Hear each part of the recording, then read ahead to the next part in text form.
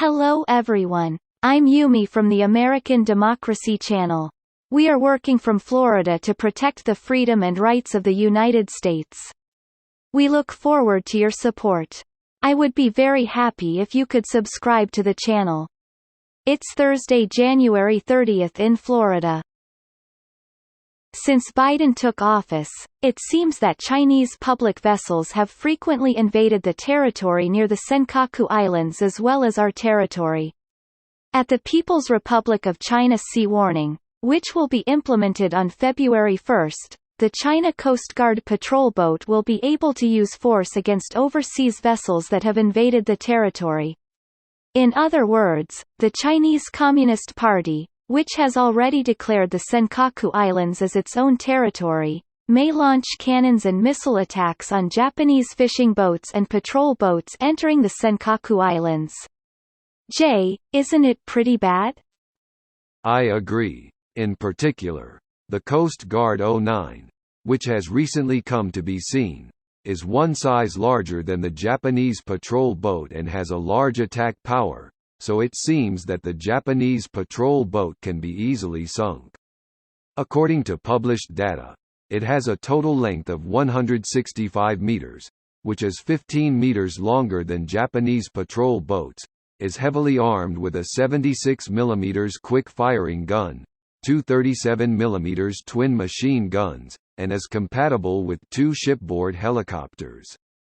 Operational equipment is also installed.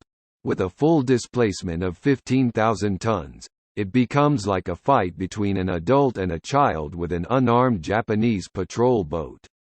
Unlike the Japan Coast Guard, which uses weapons only for defense purposes, they have already been ordered to attack from above without hesitation, and they will ruthlessly attack patrol boats in the Senkaku Islands.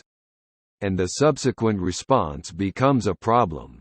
The government of Japan will only complain diplomatically in writing, and Japanese patrol boats will no longer approach the vicinity of the Senkaku Islands. And Japan will ask the Biden administration for help. How will Biden respond to that?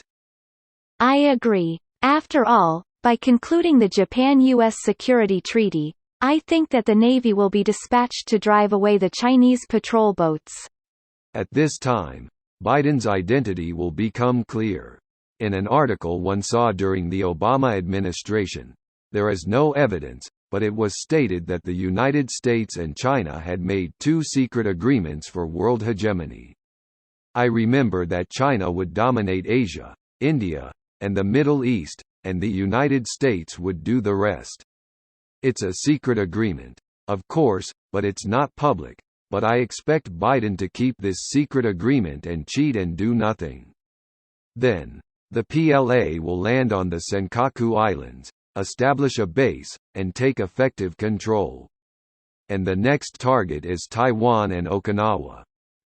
If Biden took over Obama's secret agreement, is it only a matter of time before the Senkaku is effectively controlled? The number of Chinese patrol boats invading the territorial waters has become noticeable, so it may be really close to the reality of this story.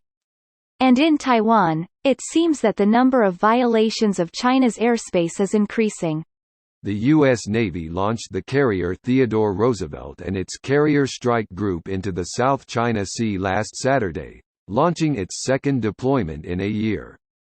Flight operations, maritime strike exercises, and other coordinated training are conducted on this economically important area, through which 2/3 of world trade passes. However, it is not known if this is a deployment in anticipation of a Taiwan emergency. However, John Titor, a military man and military journalist who posted on We Are Change, wrote that China is trying to defeat the U.S. military attack corps.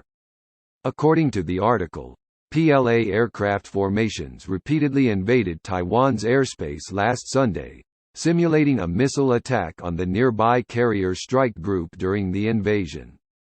The Air Corps, which invaded for 2 consecutive days on Saturday and Sunday, had more than 12 fighters, including 6 J-10 fighters, 4 J-16s, 2 Su-30s, and Y-8s.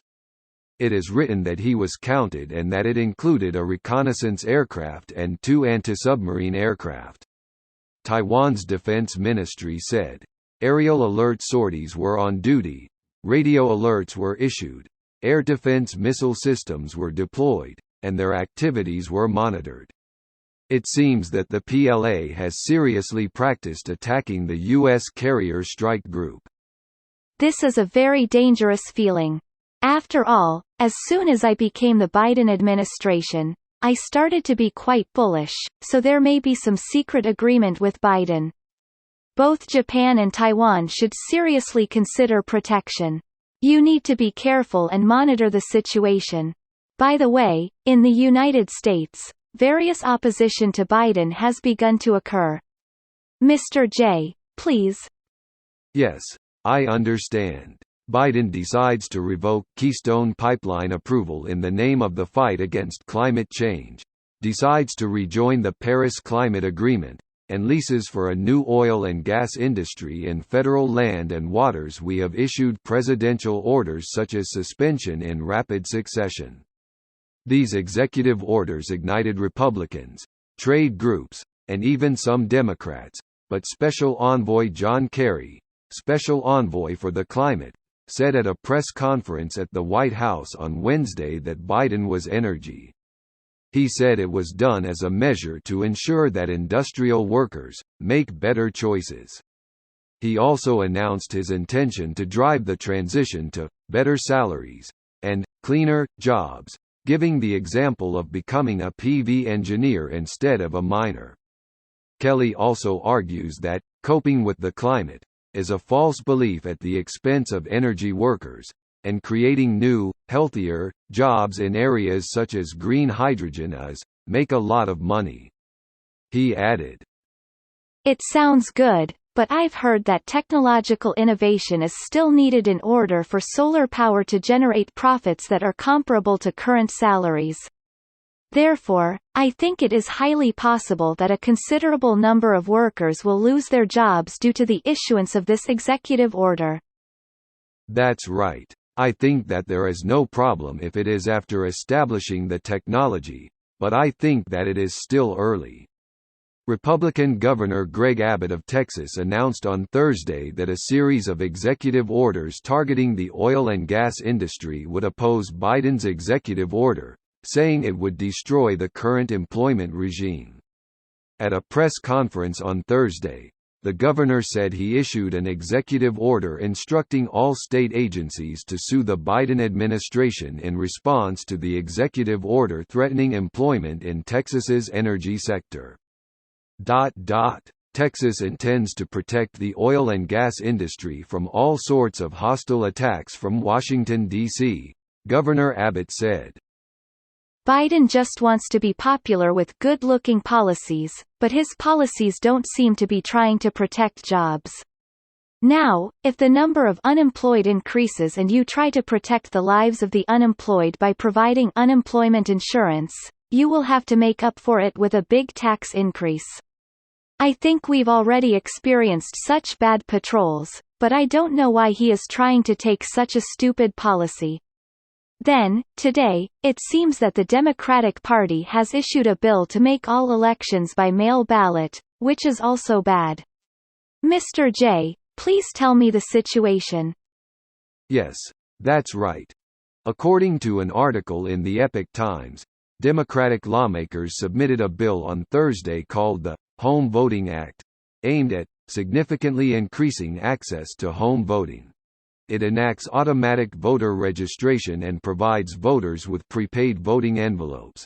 Senators Ron Wyden and Earl Blumenauer introduced the bill and stated in a press release that the bill was intended to fight against voter oppression.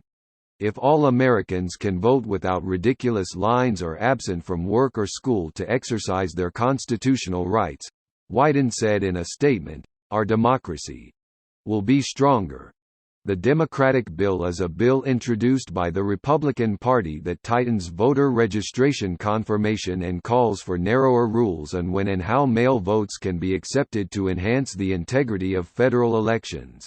In contrast, last year, we confirmed widespread access to voting at home as a safe and secure way to participate in the new corona pandemic, Blumenauer said in his statement.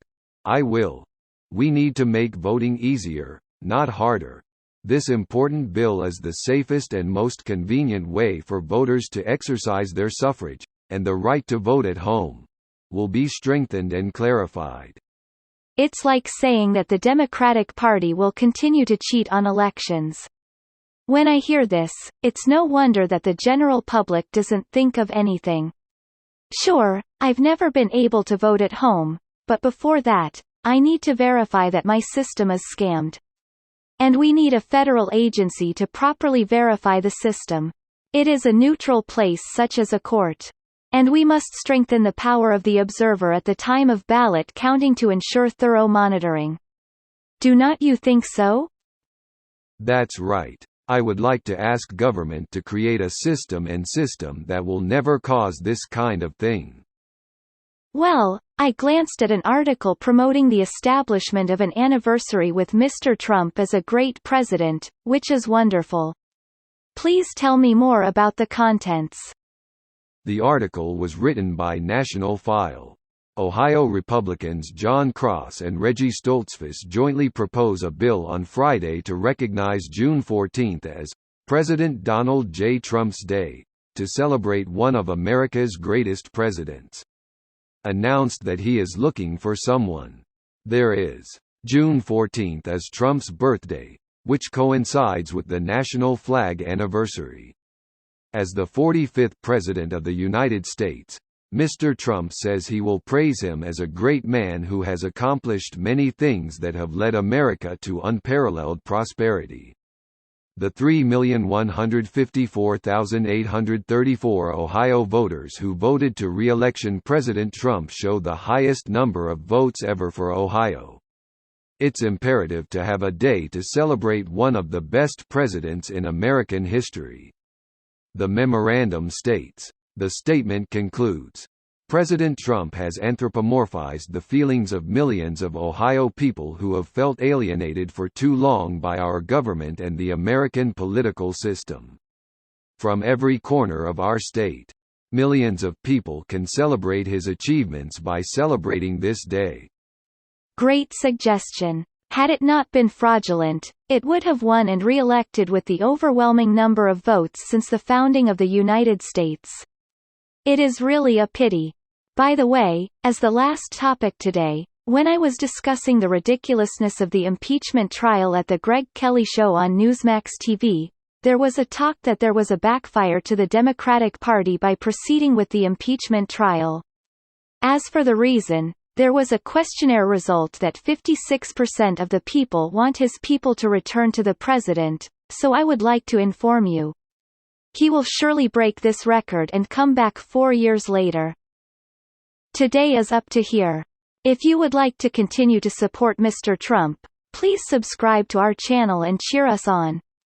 Thank you very much for watching until the end today. Goodbye until the next opportunity.